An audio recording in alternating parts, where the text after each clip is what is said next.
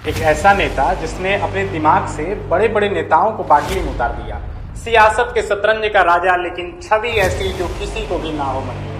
सबसे ज्यादा सीट ना जीतने के बावजूद निरंतर मुख्यमंत्री की कुर्सी पर विराजमान रहा वो शख्स नीतीश कुमार है, जिनकी पार्टी ने 17वीं लोकसभा चुनाव में 16 सीटों पर विजय पाने के बाद देश का 7वां सबसे बड़ा लोकतांत्रिक दल बन गई। अब जनता दल यूनाइटेड बिहार के विधानसभा चुनाव में निर्णायक भूमिका निभाती है। बिना जनता दल यूनाइटेड के चाहे यहाँ कोई मुख्यमंत्री नहीं बन सकता। यदि वर्तमान की स्थिति पर ध्यान केंद्रित करते हैं तो बिहार में 5 बड़ी पार्टी दिखाई पड़ती है। इसमें भारतीय जनता पार्टी यानी बीजेपी, जनता दल यूनाइटेड यानी जेडीयू, राष्ट्रीय जनता दल यानी आरजेडी, लोजपा और इंडियन नेशनल कांग्रेस सम्मिलित है।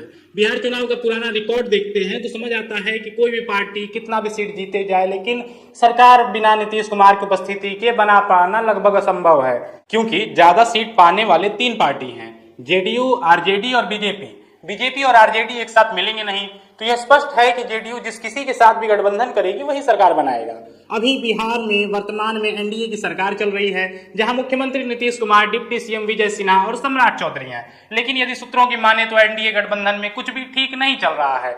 सूत्रों की माने तो नीतीश कुमार सीट शेयरिंग से नाखुश दिखाई दे रहे हैं। यदि किसी के चेहरे पर खुशी दिख रही तो चिराग पासवान के चेहरे पर संभावना यह भी नजर आ रही है कि बीजेपी चिराग पासवान को इसलिए आगे बढ़ा रही है ताकि जेडीयू को कंट्रोल में किया जा सके। लेकिन लगता है नीतीश कुमार को इस बात की भनक लग चुकी है कि गुजरात लॉबी उनके साथ महाराष्ट्र वाला खेल करने का प्रयास कर रही है, जिसके बाद अमित शाह नीतीश कुमार से मिलने पटना भी पहुंचे थे। अमित शाह और नीतीश कुमार के बंद कमरे में लगभग 15 मिनट तक चर्चा चली। उस कमरे में नीतीश कुमार और अमित शाह के अलावा कोई और भी मौजूद नहीं था, जिसके बाद ये तो साफ हो गया कि एनडीए में सीट शेयरिंग को लेकर समस्याएं तो चल रही हैं। अब देखना यह होगा कि चुनाव परिणाम के पश्चात भाजपा नीतीश को अपने साथ रोक पाने में सफल होती है या बिहार का चुनाव देश की सरकार को भी गिरा देगी, क्योंकि नीतीश कुमार का रिकॉर्ड बहुत साफ नहीं रहा। नीतीश कुमार सन 2000 में पहली बार मुख्यमंत्री बने थे, फिर उसके बाद 2005 में एनडीए के साथ मिलकर सरकार बनाया, 2015 में तेजस्वी यादव के साथ मिलकर सरकार बनाया, 2017 में भ्रष्टाचार के आरोप लगने के बाद फिर एक बार पलटी मारकर एनडीए में वापस चले जाते हैं।